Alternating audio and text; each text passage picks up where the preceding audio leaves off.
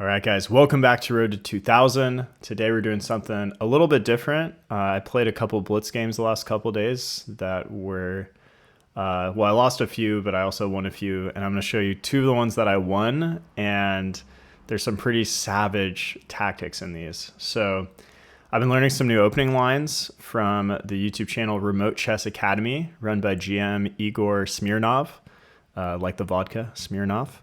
And yeah, his channel is really amazing. And if I'd say you probably want to be like 1400 or above for the opening stuff that I've seen from him. It's a little more advanced, a little more complicated lines and stuff, which makes it really valuable for people of that level. He also has a really great video on just general strategy that I remember watching a few months ago. So I'll link to those down below. Definitely recommend checking them out. Okay, so first game. I started with King's Pawn, opponent went Sicilian Defense. The line I've been learning from Mr. GM Smirnov is the Smith-Morra Gambit. So I think this was the first game I've ever played with the Smith-Morra. And the idea is you offer the pawn in the Sicilian Defense, they take, you offer another pawn, and then they take again, and then you develop, and then you have good, nice open developing lines here for all your pieces, and you can kind of quickly get an attack. So that's the idea. In the game, however, my opponent didn't take the pawn, which I think you're supposed to do. So I push forward. Play continues. I'm just trying to now claim a big chunk of the center. He attacks the pawn, I defend it, so knight c3, d6, bishop e2, g6, f4 here. Again, I just want to get a big chunk of the center, attack this knight. I'm planning to castle kingside and get a rook going here. Knight goes back, knight c3, bishop g7. We castle kingside, opponent castles kingside.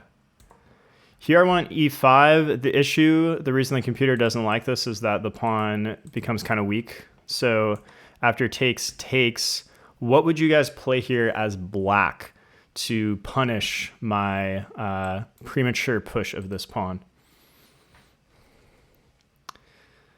So the move would have been knight to g4, because after knight to g4, this pawn is basically trapped. Yeah, it's saying, I don't know if maybe I drew that arrow earlier. I would probably push in this position. But yeah, they have 3 attackers now, and I only have 1 defender, so this pawn would fall. But if I push, I guess they take. It's probably still good for me, though. So yeah, I don't know, maybe something like this. Yeah, knight d5. Okay, so still probably a good position for me. But anyways, in the game, the opponent went all the way back to e8. So, I mean, look how cramped, look how on their heels this opponent is. All because I played a different opening. Maybe they weren't used to it. So play continues. Bishop f4, just continuing development. You always got to use all your pieces, guys. So here I'm castled. I have all my minor pieces out. I'm pretty quickly going to bring the queen into the attack, maybe swing this rook over somewhere. Meanwhile, black is castled and they have this bishop developed.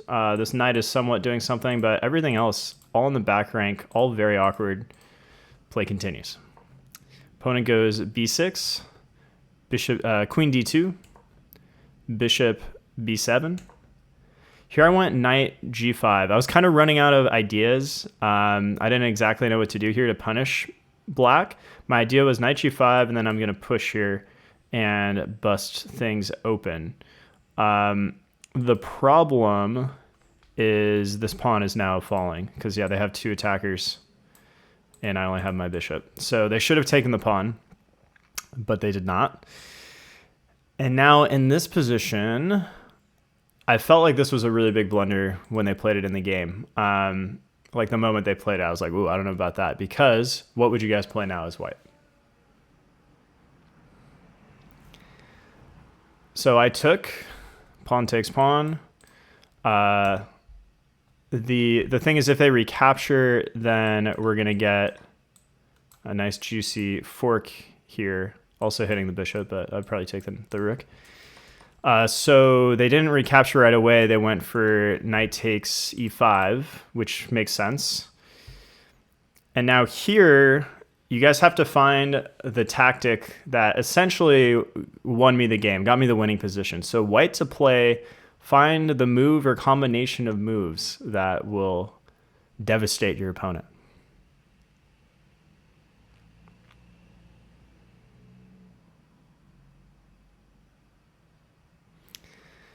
So first, the thing to notice is this is almost a fork. The problem is the queen can just recapture it. So yeah, like you could take with check here, but I actually, well, yeah, and they can take, and then you would trade queens, and then you take the rook. That's pretty good. That's good. There's a better version though. You have a stronger move here. There's that saying, when you see a good move, look for a better one. So keeping this idea in mind, what is the best combination in this position? I'll give you 5 more seconds.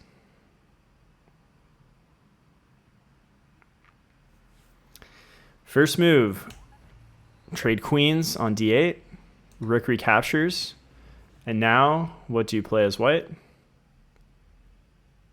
The idea I mentioned before. Look at this pawn fork.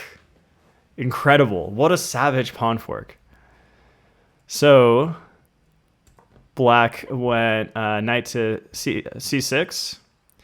And which one of these do you want to capture? Let's capture the one that's active, right? This one's on the open file. Let's get rid of the stronger one. This rook is still trapped. So we take on d8, knight recaptures. Look at all these pieces still on the back rank, still trapped. Play continues. So what do you guys want to do here now as white? There's a few options. I think there's something you should do here though. We have almost all our pieces in the attack. Let's bring our last one in, rook a d1. So not only do we bring the rook to the open file into the game, but we also do it with a tempo. So the black knight has to move, so knight c6.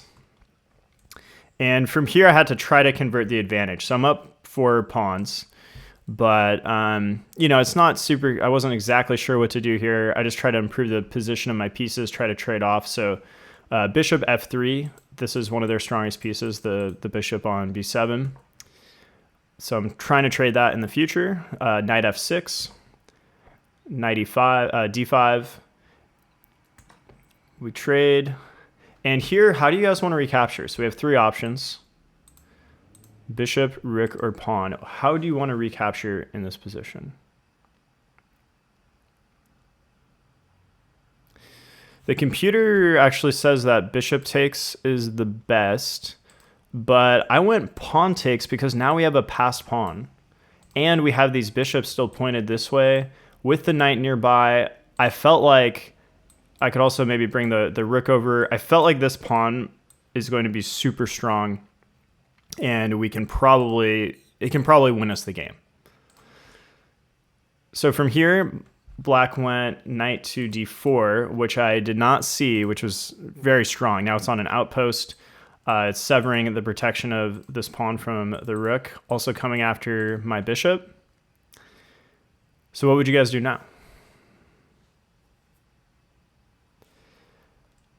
So I decided to push the pawn because the closer the pawn gets to promotion, the stronger it is. Number one, that's just a principle of chess. And we're just not that far away from promoting. Additionally, if they take this, that's okay. I can recapture with a knight. And currently this bishop is defending this. And I'm fine to get rid of this knight, which is kind of impeding my progress anyways. So they went knight takes on f3. I go knight recapture f3. The opponent snags a pawn. And now what would you guys play here as white? So you have basically all of your pieces doing something. Do you need to improve some of these pieces? Can you go after something? What would you play here? So I may have misled you because I think the actual best move and what I played in the game is pawn to d7. Yeah, you could do something like this and they'll attack you, but it's not necessary. Let's push the pawn to the 7th rank. We're so close to promotion here. And now if you're black, there is kind of a critical move you have to find here. So I'll give you, I didn't see this. I saw this with a computer afterwards. I'll give you guys 5 seconds to find the best move for black to defend against the pawn promotion.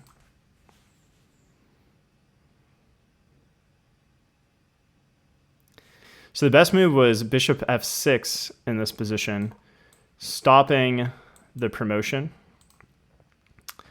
Black did not find that move, however, and they thought they could block it with the rook, which is a common tactic. But now there's an issue for black. How do you follow this up as white? Deliver the final blow. What do you got for me? So you still want to push this pawn, but you need to force the rook away. Maybe you guys were thinking, okay, I'll go bishop here to attack the rook. The problem with that is they can block with the pawn, and the bishop defends that. So you have to be accurate, and you have to go bishop c7, attacking the rook, and in this position, they resigned. And I loved this game because, so yeah, they're going to lose the rook here. They have to move the rook somewhere, and then we promote, and then they have to sack the rook for it, and we take. So like something like this. And we're infiltrating. And yeah, it's just game over. But I loved this game because we had two really advanced pawns that basically won us the game. So if I back up a few steps here, this absolutely savage pawn fork that we foresaw. And then later, we created another pass pawn, pushed the pawn, and it was just too much. So I hope you enjoyed that one. I might split the video here. And then we're going to take a look at my second blitz game that also had some doozies. Make sure to drop a like on the video if you like pawn forks as much as I do. And thanks a lot.